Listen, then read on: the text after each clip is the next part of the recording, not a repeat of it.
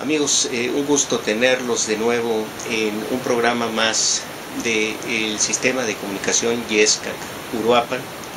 En esta ocasión contamos con la presencia del doctor Héctor Ceballos Garibay, uno de los intelectuales más prominentes de la ciudad de Uruapan, Michoacán.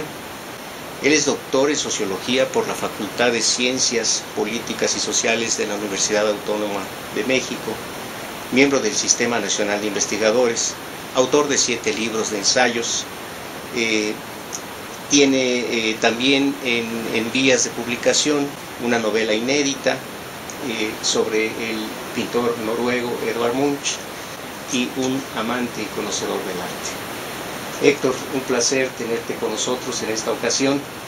Te damos la más cordial bienvenida a nuestro programa. Hoy más que nunca se hace necesaria una reflexión sobre estos procesos históricos de nuestro país para poder entender el México actual. Quiénes somos, a dónde vamos, cuáles son nuestras perspectivas frente a la historia y en la sociedad.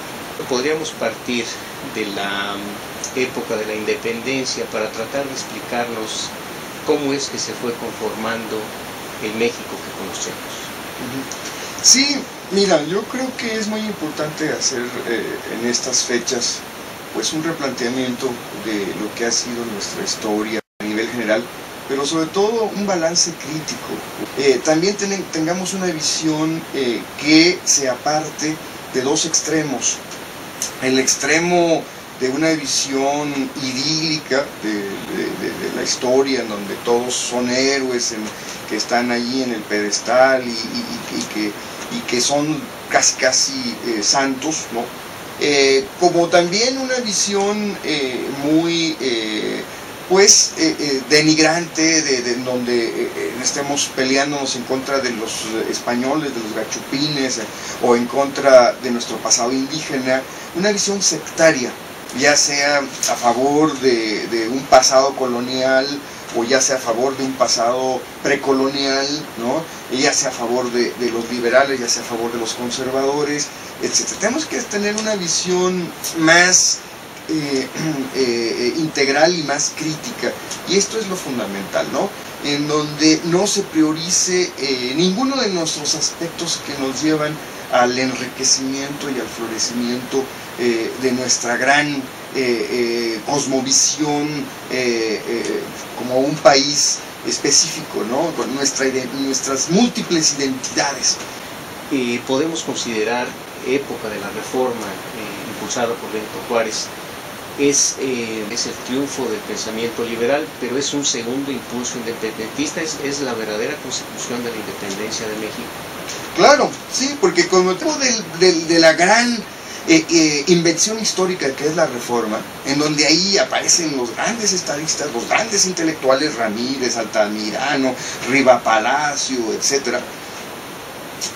Aparece luego finalmente está el interludio del Porfiriato, una dictadura que en términos económicos fue benigna. Puedes comprobar el dato macroeconómico que es la única época de la historia en donde ha habido un gran crecimiento económico, una expansión del ferrocarril, etcétera, etcétera, pero con un precio muy alto en términos de democracia, de libertades, de represión. Héctor, una gran desigualdad también se vivió en la Revolución Mexicana, cuando pues los privilegios eran para unos cuantos y los que antes eran propietarios de sus tierras, los ejidatarios, pues habían pasado a ser peones de hacienda. Zapata fue uno de los grandes ideólogos de este movimiento y quizá el más puro de todos ellos.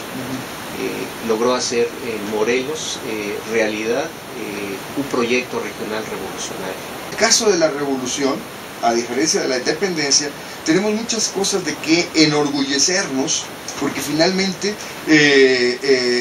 desembocó en una constitución, la de 1917, de avanzada, una constitución con un espíritu social que vino a complementar la constitución del 57, en términos de que ahora no solo se contempla los derechos, las libertades de un Estado moderno, ¿no? Laico, subrayado, laico, sino que además se plantea una serie de reivindicaciones fundamentales, el artículo 27 sobre el subsuelo, los derechos campesinos, la tierra, el 123 con todas sus demandas sociales, el tercero con una educación en donde uno de los principios básicos es la educación laica.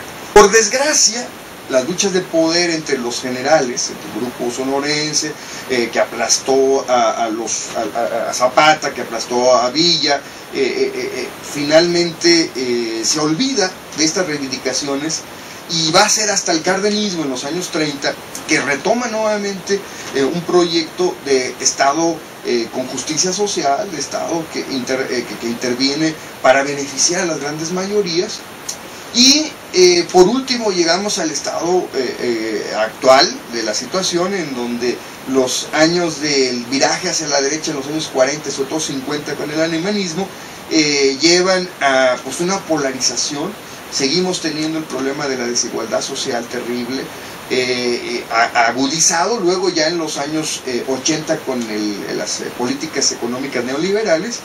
Y bueno, tenemos pendiente, a grado que en estos tiempos de discusión sobre los festejos del centenario y bicentenario, ¿qué tanto hemos logrado? ¿Qué tanto es letra muerta todo lo que nuestras leyes de avanzada de las que hablábamos, ¿no?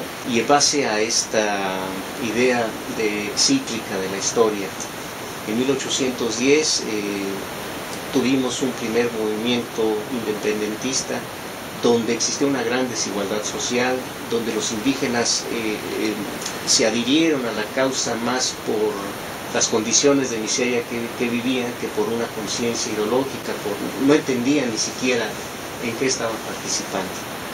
En la revolución hubo grupos un poco más conscientes en este sentido, los campesinos ya tenían un poco más de conciencia de lo que se estaba haciendo con la revolución, pero existía también una gran desigualdad social.